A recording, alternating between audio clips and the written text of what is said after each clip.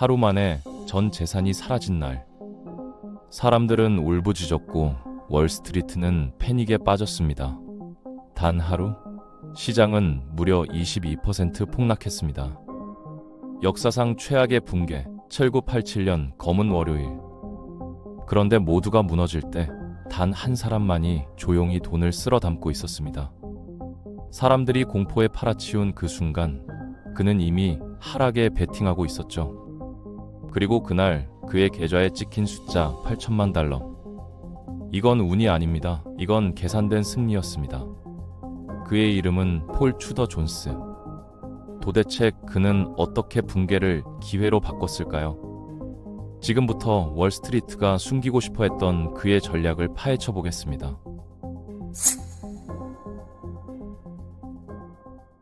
1950년대 테네시주 멤피스. 이 남자는 처음부터 부족함 없는 환경에서 태어났습니다. 아버지는 법률사무소를 운영하는 변호사였고 동시에 가족이 소유한 신문사까지 관리하고 있었죠. 겉으로 보면 그저 평탄한 인생이 예정된 사람처럼 보입니다. 돈 걱정 없이 무난하게 성공할 수 있는 길이 이미 깔려 있었으니까요.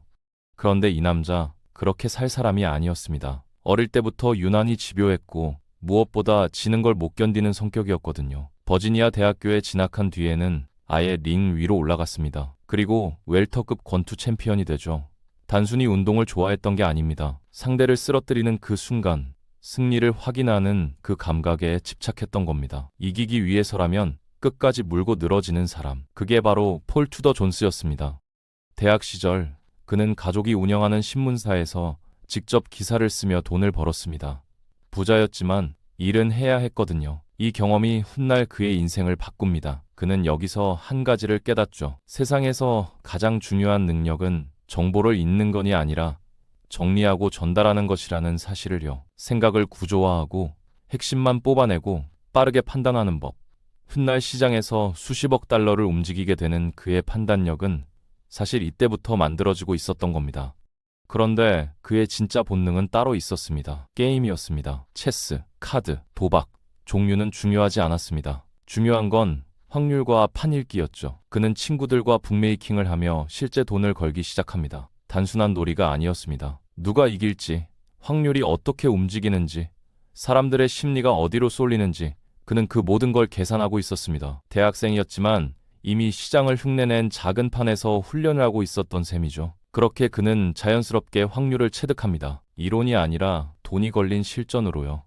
그리고 어느 날 그의 인생을 완전히 바꿔놓는 계기가 찾아옵니다. 고등학교 시절 친구 하나가 건넨 한 권의 책. 내용은 단순했습니다. 대두 선물. 처음엔 별거 아닌 이야기처럼 보였죠. 그런데 읽어보니 이상했습니다.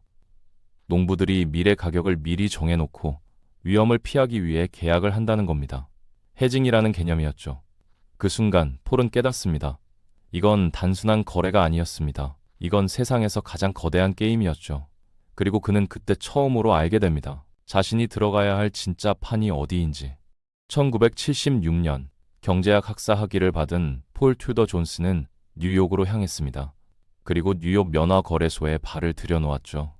당시 상품 시장은 지금의 암호화폐 시장처럼 거의 무법지대에 가까웠습니다. 규제는 허술했고 기회는 넘쳐났고 그만큼 사기꾼들도 들끓고 있었죠. 말 그대로 돈 냄새를 맡은 사람들이 몰려든 현대판 서부 개척 시대였습니다. 그는 그곳에서 임시 사무원으로 시작했습니다. 가장 낮은 자리였죠. 하지만 폴은 그 위치를 전혀 문제 삼지 않았습니다. 오히려 더 유리했거든요. 시장 전체를 한 발 떨어져서 관찰할 수 있었으니까요. 그는 매일같이 거래소 플로어를 지켜봤습니다. 가격이 아니라 사람을 봤죠. 누가 흥분하는지, 누가 조급해지는지, 누가 공포에 흔들리는지를요. 그리고 어느 순간 중요한 사실 하나를 깨닫습니다. 시장은 숫자가 아니라 사람이라는 걸요. 플로어 위의 트레이더들은 끊임없이 서로를 속이려 하고 있었습니다. 누군가는 과장하고, 누군가는 숨기고, 누군가는 공포를 퍼뜨렸습니다. 이건 경제가 아니라 심리전이었습니다. 폴은 그걸 간파하죠. 그래서 그들을 연구하기 시작했습니다. 마치 생물학자가 동물 무리를 관찰하듯이요. 반복되는 행동, 특정 상황에서 터져나오는 감정, 군중이 움직이는 타이밍, 그리고 확신하게 됩니다. 이건 이길 수 있는 게임이라는 걸요. 시장보다 더 영리하게 움직이면 돈은 따라온다는 걸요. 하지만 그의 초반 커리어는 순탄하지 않았습니다. 폴은 파티를 굉장히 좋아하는 사람이었거든요. 어느 날은 뉴올리언스에서 밤새 술을 마시고 다음날 그대로 출근해 책상에서 잠들어 버리기도 했습니다. 결과는 즉시 해고였죠. 냉정한 시장은 실수에 관대하지 않았습니다. 하지만 폴은 이 실패를 그냥 넘기지 않았습니다. 훗날 그는 이 사건을 하나의 원칙으로 정리합니다. 즐기는 것과 일하는 것은 반드시 분리해야 한다는 것. 감정이 개입되는 순간 판단은 무너진다는 걸요. 그 즈음 그는 전설적인 트레이더 리처드 데니스에 대한 기사를 읽게 됩니다. 데니스는 숙취가 있을 때 가장 좋은 트레이딩을 한다고 말했죠. 이유는 단 하나였습니다. 감정이 사라지기 때문입니다. 이 문장은 폴에게 강하게 꽂힙니다. 트레이딩은 감정이 아니라 시스템이라는 걸요. 얼마 지나지 않아 그는 EF 허튼에 들어가 상품 중개인으로 일하게 됩니다. 고객을 대신해 선물 계약을 사고 파는 자리였죠. 그리고 여기서 그의 재능이 폭발했습니다. 단 2년 만에 고객 거래로 약 1억 달러 규모의 수수료를 만들어냈죠. 그의 몫은 100만 달러 정도였지만 중요한 건 돈의 크기가 아니었습니다. 그는 이미 판을 읽고 있었거든요. 이 시기 동안 폴은 선물 시장의 본질을 완전히 이해했습니다. 선물은 단순한 거래가 아니라 미래에 대한 베팅이었습니다. 누군가는 가격이 오를 거라 믿고 누군가는 반드시 떨어질 거라 확신합니다. 그리고 그 두 사람이 만나는 순간 하나의 계약이 만들어집니다. 즉, 시장은 언제나 의견 충돌로 움직이고 있었습니다. 그리고 폴은 그 충돌 속에서 기회를 찾기 시작했습니다. 중개인으로 돈을 벌던 그는 결국 자기 계정으로 직접 거래를 시작했습니다. 당시 고객 거래 수수료는 계약당 9달러였지만 자신이 직접 거래하면 비용은 30에서 40센트 수준에 불과했거든요. 게임의 룰이 완전히 달라지는 순간이었습니다. 그리고 돈이 멈추지 않고 불어나기 시작했죠. 하지만 거래소 플로어에서 매일 소리를 지르는 삶은 생각보다 혹독했습니다. 하루 종일 고함을 치다 보니 많은 트레이더들이 목소리를 잃는 게 일종의 직업병이었죠. 폴 역시 점점 목이 망가지기 시작합니다. 그리고 1983년 그는 결정을 내렸습니다. 이제는 직접 판을 만들 때라고요. 그렇게 튜더 인베스트먼트 코퍼레이션을 설립하게 되었습니다.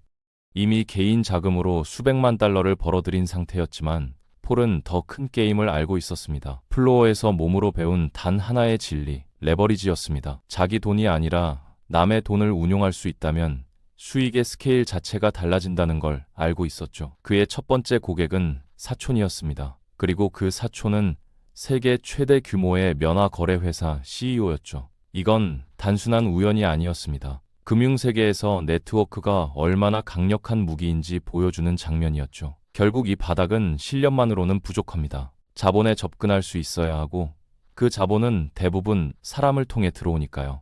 폴 튜더 존스 역시 그 흐름 위에 올라탔던 겁니다. 회사를 설립한 이후 그는 자산의 종류를 가리지 않고 자유롭게 거래하기 시작했습니다. 그리고 결과는 압도적이었습니다. 몇 년 동안 두 자릿수는 기본 세 자릿수 수익률까지 찍어냈습니다. 심지어 단 한 달도 손실을 내지 않았죠. 거의 완벽에 가까운 퍼포먼스였습니다. 하지만 진짜 실력은 상승장이 아니라 무너지는 순간에 드러나는 법입니다. 그리고 곧 그 순간이 찾아오죠. 1980년대 중반 로널드 레이건 행정부 아래에서 미국 경제는 강한 호황을 누리고 있었습니다. 하지만 겉으로 보이는 성장과 달리 내부에서는 균열이 생기고 있었죠. 인플레이션은 여전히 높았고 강달러는 수출 기업들을 압박하고 있었습니다. 기업 실적 전망은 점점 나빠지고 있었는데 아이러니하게도 주식 시장은 계속해서 상승하고 있었죠. 숫자와 현실이 어긋나기 시작한 겁니다. 이건 전형적인 붕괴 직전의 신호였습니다.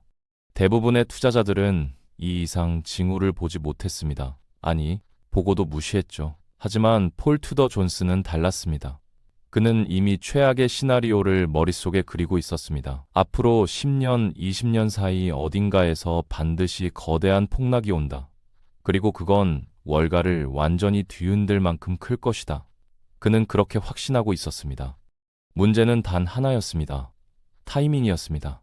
시장은 생각보다 훨씬 오래 비이성적으로 움직일 수 있습니다. 너무 빨리 베팅하면 버티지 못하고 무너지고 너무 늦으면 기회를 놓치게 되죠. 폴이 하려던 건 거의 불가능에 가까운 일이었습니다. 바로 그 순간을 맞추는 것이었으니까요. 그는 경제학자 피터 보리시를 영입해 데이터를 분석하게 했습니다.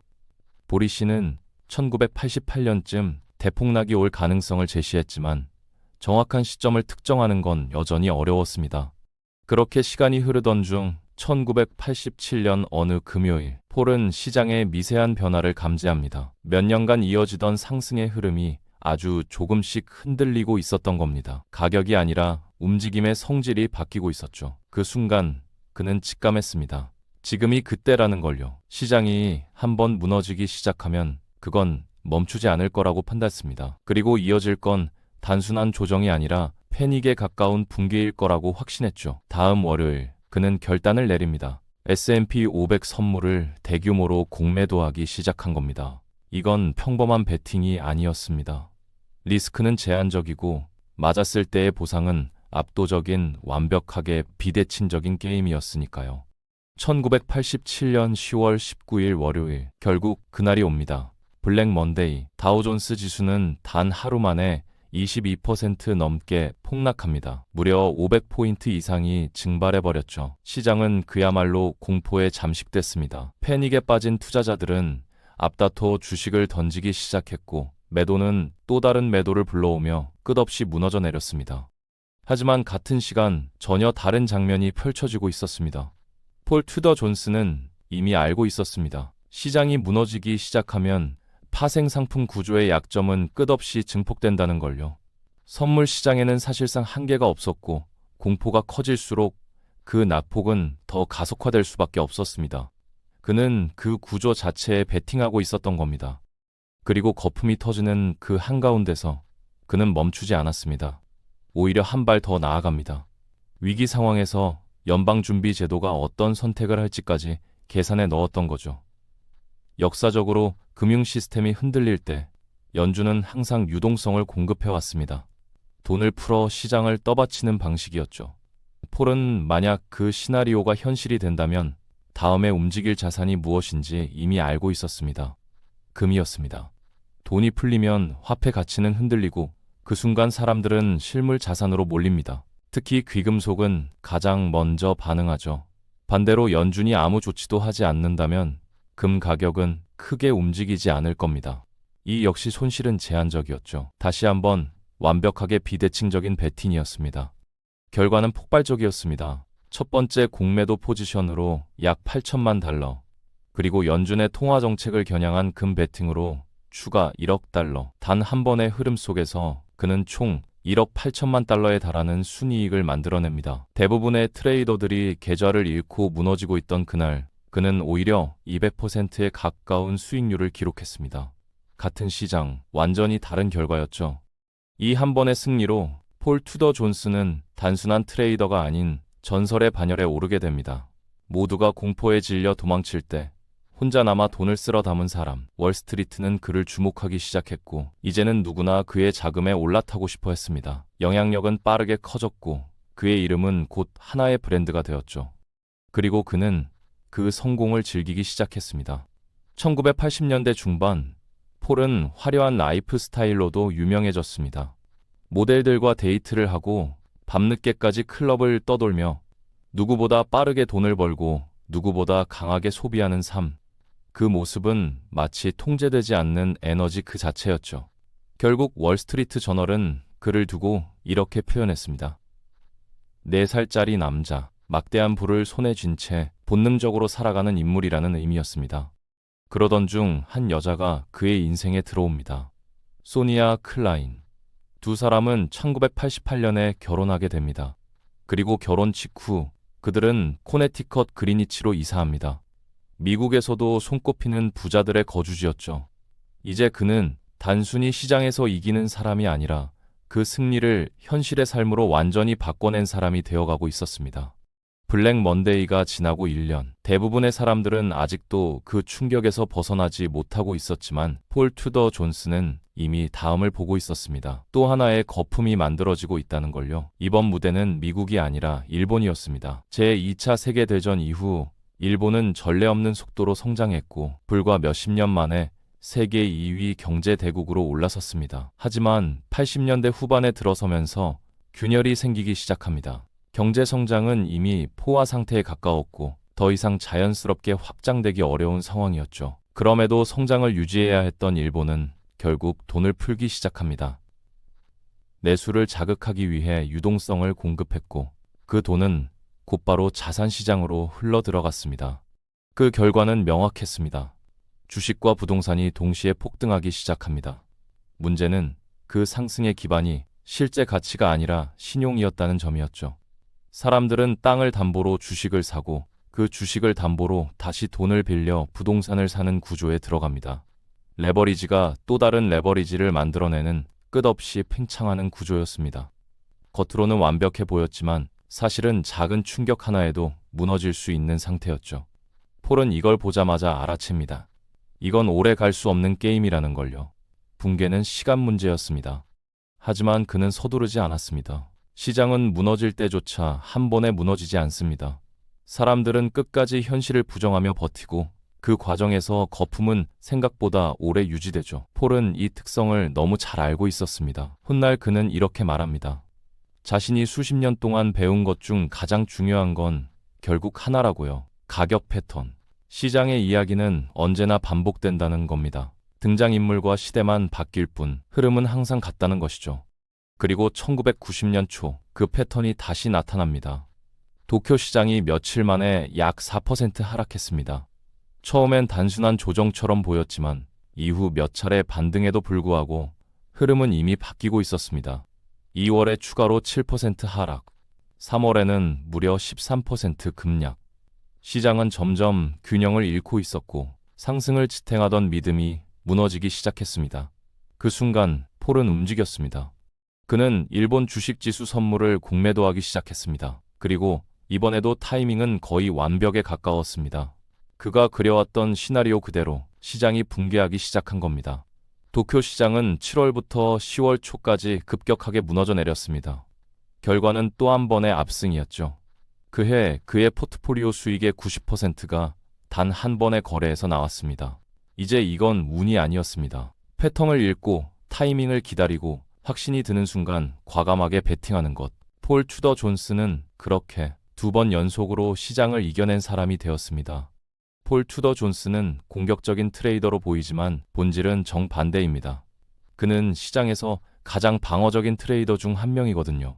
권투로 치면 상대를 압도적으로 때리는 파이터가 아니라 절대 맞지 않는 파이터에 가깝습니다. 마치 플로이드 메이웨더처럼요. 화려하게 이기기보다 절대 지지 않는 쪽에 모든 걸 맞춰놓은 사람입니다. 그리고 이 차이가 결국 결과를 완전히 갈라놓았죠.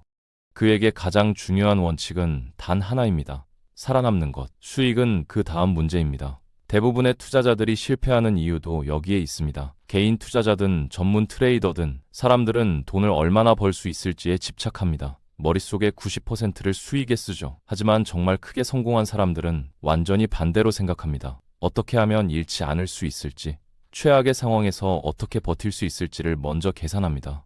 폴은 항상 최악의 시나리오를 기준으로 움직였습니다. 트레이딩을 할 때는 반드시 보험을 들어둬야 한다고 봤거든요. 왜냐하면 시장에서는 거의 일어나지 않을 것 같은 일이 결국 가장 큰 파괴력을 가지기 때문입니다. 드물게 발생하는 사건일수록 막상 터지면 상상을 초월하는 충격을 만들어냅니다. 금융에서는 이런 걸 꼬리 위험 혹은 블랙 스완이라고 부르죠. 자주 일어나지는 않지만 한번 발생하면 전체 포트폴리오를 뒤집어버리는 사건들입니다. 그리고 여기서 중요한 개념이 하나 더 있습니다. 팻테일입니다. 작은 수의 관측치가 데이터 세트의 대부분을 차지하는 거죠. 대부분의 사람들은 평균적인 상황만을 기준으로 생각하지만 실제 시장은 그렇지 않습니다. 극단적인 몇 번의 사건이 전체 결과를 지배하죠. 수많은 평범한 날보다 단 한 번의 큰 움직임이 모든 걸 결정해버립니다. 폴은 이 구조를 누구보다 깊이 이해하고 있었습니다. 그래서 항상 만약 이게 터진다면? 이라는 질문을 먼저 던지는 겁니다. 그리고 그의 또 다른 강점은 시장을 부분이 아니라 흐름으로 본다는 점이었습니다. 대부분의 트레이더는 개별 자산에 집중합니다. 주식이면 주식, 원유면 원유. 하지만 폴은 그렇게 보지 않았습니다. 그는 자본이 어떻게 이동하는지를 전체 시스템으로 이해했죠. 통화, 원유, 주식, 채권. 이 모든 것은 서로 분리된 시장이 아니라 하나로 연결된 거대한 흐름이라는 겁니다. 돈은 항상 한 곳에서 다른 곳으로 이동하고 그 이동이 바로 기회를 만들어냅니다. 그래서 그는 특정 자산이 아니라 전체 흐름에서 어긋나는 느낌이 들면 바로 포지션을 줄이거나 바꿔버렸습니다. 이유는 단순합니다. 마음에 들지 않는 숫자는 결국 문제로 이어진다는 걸 알았기 때문입니다. 이런 방식으로 그는 시장에서 살아남았고 결국 누구보다 안정적인 수익을 만들어냈습니다. 단기간에 폭발적인 한 번이 아니라 긴 시간 동안 무너지지 않는 구조. 그게 바로 진짜 실력입니다. 폴 투더 존스는 그걸 증명해낸 사람이었죠. 그래서 사람들은 그를 단순한 트레이더가 아니라 완성된 투기꾼이라고 부릅니다. 시장의 본질을 이해하고 위험을 통제하며 기회가 왔을 때만 움직이는 사람. 그리고 그 결과 모든 트레이더가 부러워하는 이름이 됩니다. 이제 사람들은 그의 거래 하나하나를 따라가며 그가 도대체 무엇을 보고 있는지 이해하려고 애쓰기 시작했죠. 하지만 모든 전설에도 균열은 찾아옵니다. 1994년 폴 투더 존스는 80만 달러의 벌금을 냈습니다. 가격이 하락하는 주식을 공매도할 때 적용되는 업팅룰을 위반했다는 혐의를 해결하기 위해서였죠. 치명적인 사건은 아니었지만 한 가지를 분명히 보여주는 순간이었습니다. 시장에서 아무리 뛰어난 사람이라도 완벽할 수는 없다는 것. 그리고 규칙을 어기는 순간 대가는 반드시 따른다는 것이었죠. 그가 활동을 시작했던 1980년대 초는 상품 거래의 황금기였습니다. 시장은 아직 덜 정교했고 기회는 넘쳐났습니다. 폴은 경쟁 그 자체를 즐기는 사람이었고 그 에너지를 그대로 시장에 쏟아부었습니다.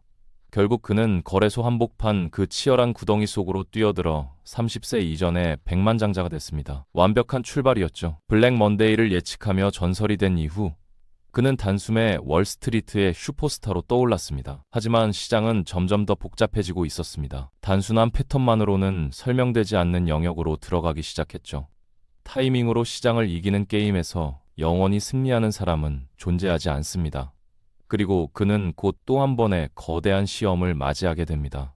2008년 여름, 폴은 다시 한번 위기를 감지했습니다. 어쩌면 블랙 먼데이보다 더 클 수도 있는 충격이 다가오고 있다고 판단했죠. 그는 과거와 마찬가지로 지수 선물을 공매도하기 시작했습니다. 시나리오는 익숙했습니다. 하지만 이번에는 변수가 달랐습니다. 리먼 브라더스가 무너진 겁니다. 월스트리트를 상징하던 유서 깊은 투자은행이 순식간에 붕괴해버렸고 시장은 극단적인 변동성 속으로 빨려 들어갔습니다. 고객들은 자금을 회수하기 시작했고 그 여파는 곧 폴에게도 직접적으로 닿았습니다. 그는 리먼 브라더스에 약 1억 달러 규모의 자산을 맡기고 있었는데 파산과 동시에 그 돈은 사실상 사라져버립니다. 하지만 진짜 문제는 그 다음이었습니다. 시장이 무너지자 모두가 동시에 출구로 몰려들었고 유동성은 급격히 말라버렸습니다. 거래 자체가 제대로 이루어지지 않는 상황이 펼쳐진 거죠. 폴은 신흥시장에서 잡고 있던 포지션을 정리하려 했지만 원하는 가격에 팔 수가 없었습니다. 공매도 포지션조차 제대로 체결되지 않는 상황. 이론적으로는 맞는 판단이었지만 현실의 시장은 그 판단을 실행할 수 없게 만들어 버렸습니다. 결국 그는 손실을 완전히 상쇄하지 못한 채 2008년을 약 4% 수익률로 마무리합니다. 그에게는 가장 힘들었던 해 중 하나였습니다. 이 경험 이후 그의 트레이딩 스타일은 눈에 띄게 달라집니다. 훨씬 더 보수적으로, 훨씬 더 신중하게, 그리고 자연스럽게 수익률 역시 과거처럼 극단적으로 튀지 않게 되죠. 여기에는 또 하나의 이유가 있었습니다. 규모였습니다. 자산이 커질수록 같은 방식으로 수익을 내는 건 점점 더 어려워집니다. 실제로 헤지펀드 업계에서도 대형 펀드일수록 수익률이 낮아지는 경향이 나타나죠. 크기와 민첩성은 반비례 관계에 있기 때문입니다. 그리고 시장 자체도 변하고 있었습니다. 과거에는 정보가 제한적이었고 상품과 통화 시장에는 비교적 뚜렷한 추세가 존재했습니다. 복잡한 모델이 없어도 흐름만 읽으면 돈을 벌 수 있었던 시기였죠. 예를 들어 지난 20일간의 평균 변동폭을 기준으로 오늘을 예측하는 단순한 방식만으로도 꽤 괜찮은 결과를 얻을 수 있었습니다. 완벽하진 않았지만 반복적으로 수익을 쌓아갈 수 있었죠. 하지만 이제는 정보는 넘쳐나고 시장은 훨씬 더 효율적으로 변했습니다. 누구나 같은 데이터를 보고 같은 전략을 사용하죠. 그 결과 과거에 통하던 단순한 패턴들은 점점 힘을 잃어가기 시작했습니다.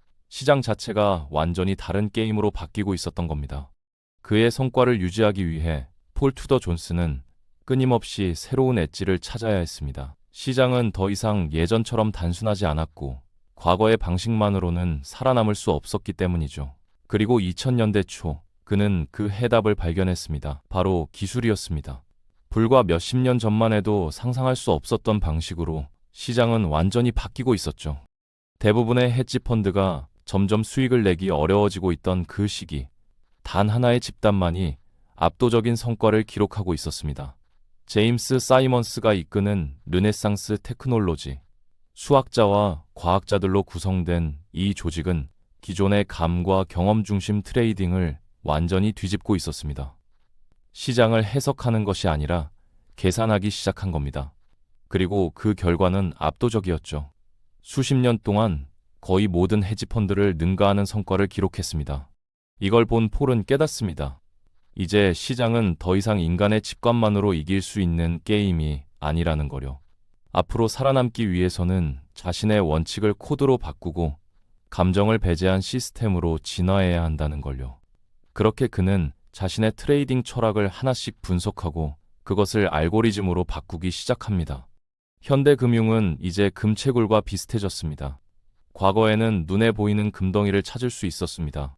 큰 흐름 하나만 잡아도 엄청난 수익을 만들어낼 수 있었죠. 하지만 지금은 다릅니다. 눈에 보이는 기회는 거의 사라졌고 남아있는 건 아주 미세한 신호들 뿐입니다. 그렇다고 해서 기회 자체가 사라진 건 아닙니다. 오히려 더 정교해졌을 뿐이죠. 이제는 그 미세한 차이를 끊임없이 쌓아 올리는 사람만이 살아남습니다. 2002년 폴 투더 존스는 투 시그마를 공동 설립합니다. 그리고 이 조직은 곧 양적 분석의 핵심 플레이어 중 하나로 성장하게 됩니다. 과거의 감각적인 트레이더에서 시스템을 설계하는 전략가로 그는 스스로를 완전히 다시 만들어낸 겁니다. 그리고 2026년 현재까지도 그는 여전히 시장을 읽고 있습니다. 단순히 맞추는 수준이 아니라 변화의 방향 자체를 먼저 감지하는 쪽에 가깝습니다. 시장이 무너질 때를 대비하고 동시에 반등의 순간까지 계산하는 사람. 수십 년이 지나도 그의 이름이 계속 언급되는 이유입니다. 결국 폴 투더 존스의 진짜 능력은 단 하나입니다. 시장보다 빠르게 변하는 것. 사람들은 시장을 이기려 합니다. 하지만 그는 시장과 싸우지 않았습니다. 그저 시장이 변할 때마다 자신을 바꿨을 뿐입니다.